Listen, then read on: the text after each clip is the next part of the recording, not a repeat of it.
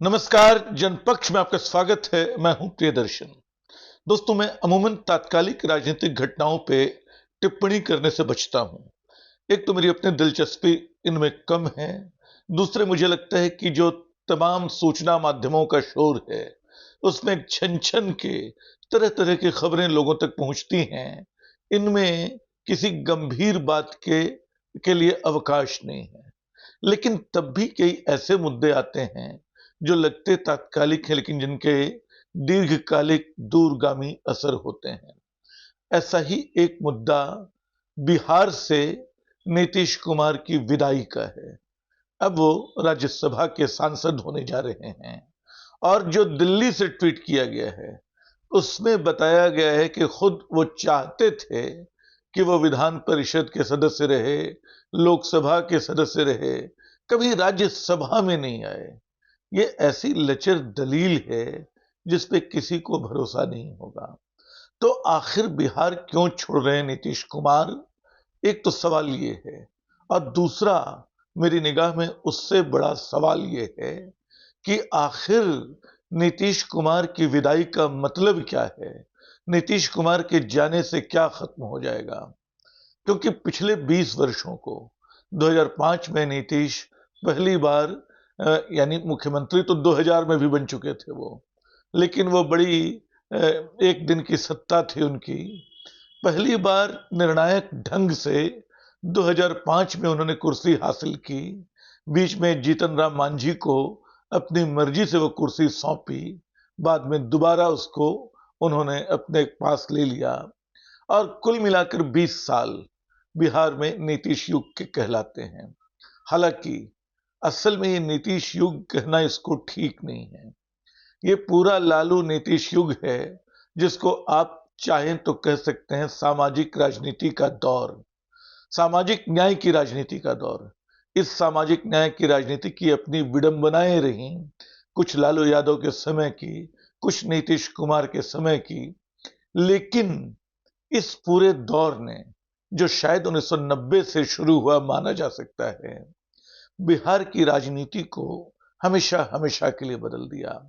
बेशक इसमें कुछ बाहरी तत्वों की भी भूमिका रही, जैसे मंडल आयोग की सिफारिशों के गठन के सिफारिशों पर अमल के ऐलान के बाद जो राजनीतिक हालात देश भर में बने, बिहार ने उसकी सबसे सटीक प्रतिक्रिया दी और बिहार में जो कुछ चलता रहा वो मूलतः सामाजिक न्याय की राजनीति का ही विस्तार रहा।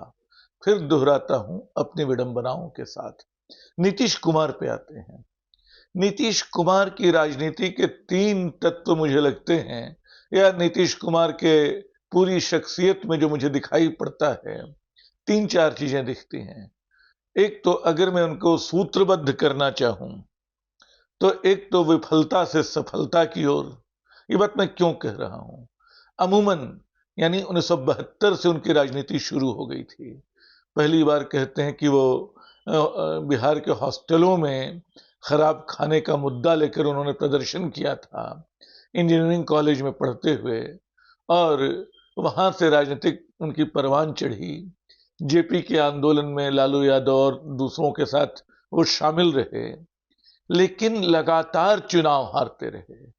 और किस्सा ये है कि 1985 में उनकी पत्नी मंजू देवी ने उनको 20,000 रुपए दिए, इस चेतावनी के साथ कि बस अब आखिरी बार आप चुनाव लड़ रहे हैं, ये चुनाव हार गए तो आप राजनीति छोड़ देंगे।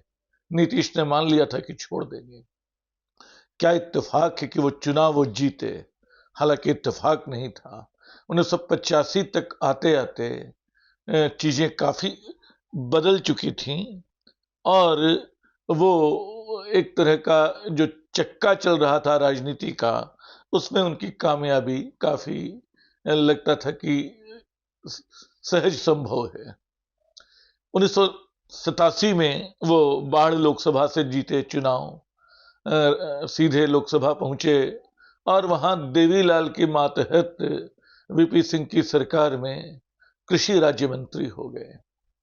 लेकिन यहां से जो पटना से दिल्ली तक की यात्रा विफलता से सत्ता तक के सफलता तक की यात्रा होती है, वो उनकी राजनीतिक यात्रा का दूसरा सूत्र मुहैया कराती है।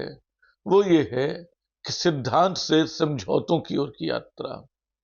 ये सच है कि 1990 में जब लालू यादव मुख्यमंत्री बने बिहार के, तब उनका शायद लोगों का आरोप है कि अहंकार लगातार प्रबल होता गया अपने आसपास के लोगों की, और खास तौर पे जो पार्टी के भीतर उनकी बराबरी के थे, प्रतिद्वंदी हो सकते थे, नीतीश आदि की उन्होंने सुनना बंद कर दी।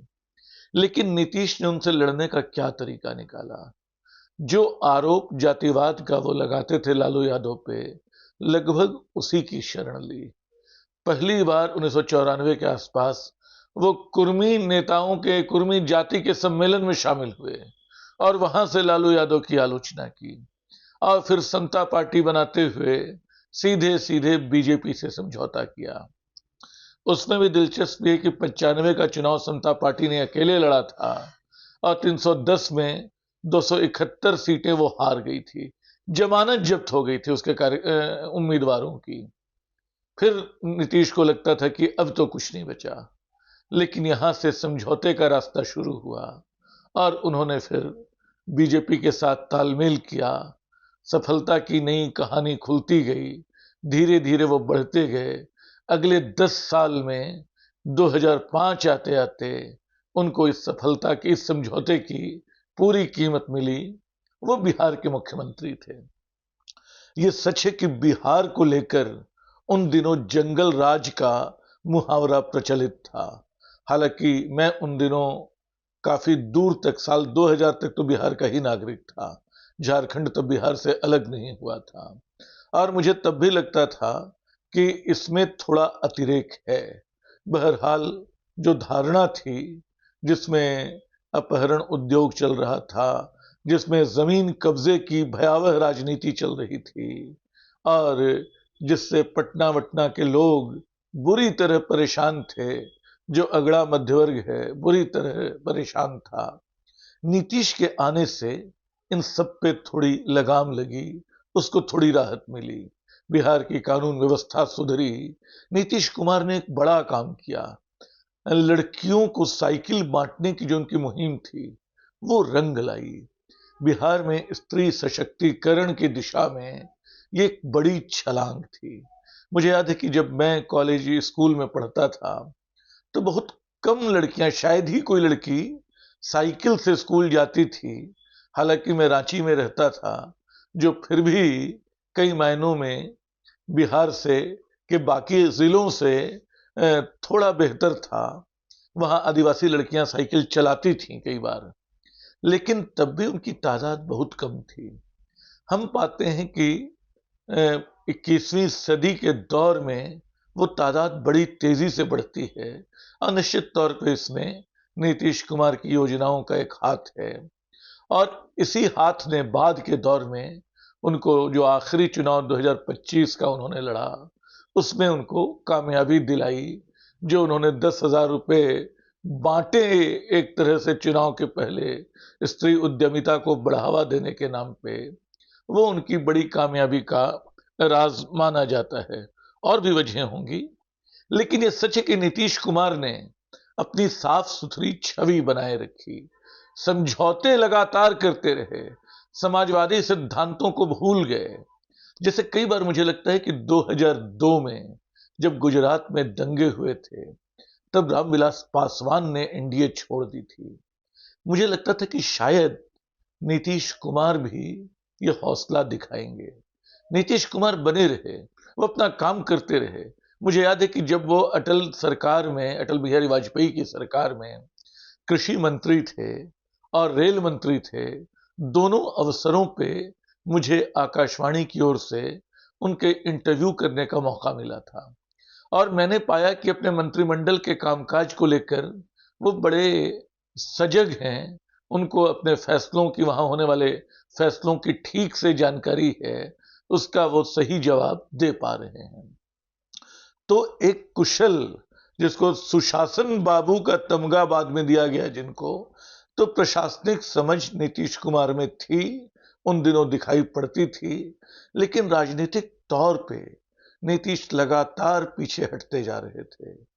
बिहार में उन्होंने बिहार को में अपनी सत्ता बचाए रखी, बिहार में अपने सुशासन बाबू होने का भ्रम बचाए रखा। बिहार में सड़कें बनी ठीक है, लेकिन वो सड़कें लोगों को नए उद्योगों तक नहीं ले जाती रहीं। इन्हीं वर्षों में नीतीश के रहते बिहार के बच्चे दिल्ली जाकर पढ़ते रहे। वो अपने अपने शहरों की जो पैतृक संपत्ति थी उसको बेचकर दिल्ली में, बेंगलुरु में अपार्टमेंट्स में फ्लैट लेते रहे। वो धीरे धीरे यहीं के बाशिंदे हो गए। जो आप्रवासी बिहार है, जो बहुत बड़ा है, वो और बिहार से जुड़ा है भावनात्मक रूप से। वो छठ को फैलाता है, वो नीतीश को ताकत देता है, सब कुछ करता है, विदेश तक है। वो भोजपुरी की लड़ाई लड़ता है, लेकिन वो बिहार से कटा हुआ, बिहार छोड़ चुका एक बस भावुकता के स्तर पे बिहार से जुड़ा तबका है जो नीतीश का समर्थक बना रहा, जिसने मीडिया में भी नीतीश के पक्ष में हवा बनाए रखी। और नीतीश लगातार, जो तीसरी बात मैं कह रहा था, वो समझौता, सिद्धांत से समझौता के बाद वो सब कुछ करते रहे सत्ता के लिए। जिस लालू यादव को कोसकर वो आगे बढ़े, उनके साथ भी उन्होंने समझौता किया। उनके साथ दो दो बार वो सिर्फ अपनी कुर्सी बचाने के लिए समझौता करते रहे और तोड़ते भी रहे। अंतिम खेल 2025 में जब लग रहा था कि वाकई उनकी सेहत उनका साथ नहीं दे रही है, तब उनको मुखौटा बनाकर बीजेपी घुमाती रही और उन्होंने घूमना स्वीकार किया। आज जो कुछ हो रहा है, आप उसको ध्यान से देखिए तो लगता है कि इसकी पटकथा नीतीश बरसों से लिख रहे थे। वो सत्ता के लिए स्वाभिमान से बार बार समझौता कर रहे थे। एक दौर था जब उन्होंने गुजरात से नरेंद्र मोदी सरकार की मिली मदद ठुकरा दी थी बिहार बाढ़ में, क्योंकि मोदी जी ने एक विज्ञापन दे दिया था जिसमें दोनों की साझा तस्वीर थी। उससे नाराज होके नीतीश ने वो मदद लौटा दी थी। और दूसरा दौर हमने देखा कि जैसे वो पांव छूने को आमादा थे प्रधानमंत्री मोदी के। तो ये जो अपने स्वाभिमान से लगातार समझौता था, धीरे धीरे उसकी परिणति यहां होनी थी। अब दो बातें रह गई हैं, आगे बिहार का क्या होगा। पहली बात तो मैं बता दूं कि मैं इसको सामाजिक न्याय का पूरा दौर क्यों कह रहा हूं, क्योंकि अगर लालू यादव नहीं होते तो नीतीश का रास्ता नहीं बनता। लालू यादव ने जमीन इतनी पुख्ता कर दी कि नीतीश उस पर चल के सत्ता तक पहुंच सके, और नीतीश नहीं आते तो जीतन राम मांझी का रास्ता नहीं बनता। जीतन राम मांझी की विदाई के बाद फिर नीतीश आए, तो लालू जिसको भूरा बाल बोलते थे, यानी भूमिहार, राजपूत, लाला और ब्राह्मण, और जो एक तरह से असल में अगड़ा राजनीति के विरुद्ध उनकी प्रतीकात्मक मुहिम थी, क्योंकि उनका कहना था, कभी उन्होंने ऐसी बात नहीं कही कि भूरा बाल को साफ करो, लेकिन प्रतीकात्मक ढंग से बिहार की राजनीति में उन्होंने इसको साफ कर दिया था। अब पहली बार बिहार में भारतीय जनता पार्टी अपनी सरकार बनाने जा रही है। कौन होगा इस सरकार का मुखिया, ये सवाल बड़ा है, और इसके जवाब में तमाम नाम पेश किए जा रहे हैं। लेकिन बीजेपी का रिकॉर्ड देखें पिछले दिनों का, चाहे वो मध्य प्रदेश का हो, राजस्थान का हो, छत्तीसगढ़ का हो, या दूसरे तरह के चुनाव में अपना पार्टी अध्यक्ष चुनने का हो, तो जैसे लगता है कि अमित शाह और नरेंद्र मोदी की जोड़ी सिर्फ पत्रकारिता को चकमा देने के लिए तरह तरह के नए नाम अपने झोले से निकालती रहती है। वो बताती रहती कि हम जिसको चाहें, जिस भी मोहरे को चाहें, जिस भी पैदल को चाहें, जिस भी प्यादे को चाहें बादशाह बना सकते हैं। तो बिहार की राजनीति में ऐसा कोई बादशाह आ जाए तो हैरान न हो। दूसरी बात कि वो आएगा तो क्या करेगा, यहां से असली डर शुरू होता है। जो राजनीति यूपी में चल रही है, जो राजनीति असम में चल रही है, वो जो राजनीति मध्य प्रदेश में चल रही है, बिहार अभी तक उससे अछूता था। बिहार में चाहे इसे आरजेडी का दबाव कहें, या नीतीश के भीतर बची थोड़ी बहुत समाजवादी आस्था का बल कि बिहार में बुलडोजर नहीं चल रहा था, बिहार में नफरत की बोली बोलने वाले भाजपाई नेताओं के बावजूद ये डर नहीं था कि वहां भी सरकारें सीधे अन्याय का पहिया लेके निकल पड़ेंगी, मकानों को प्रतिरोध के प्रतीक मकानों को ध्वस्त करने के लिए। अब ये नया डर पैदा हो रहा है कि अगर नीतीश के बाद जो आएगा, क्या वो बीजेपी के इन दिनों जो बन रहे रास्ते हैं, जिनमें बुलडोजर न्याय की, जिनमें पुलिसिया तंत्र की, जिनमें फर्जी एनकाउंटर की जैसे केंद्रीय भूमिका हो चली है, क्या बिहार में वो सब दोहराया जाएगा? और उससे ज्यादा चिंता की बात यह है मेरे लिए कि नीतीश जो जीवन भर वंशवाद के खिलाफ लड़ाई का दावा करते रहे, क्या अपने बेटे के करियर को संवारने के लिए समझौता कर रहे हैं? ऐसा लग रहा है। बल्कि पटना से तो और भी विभत्स खबरें आ रही हैं।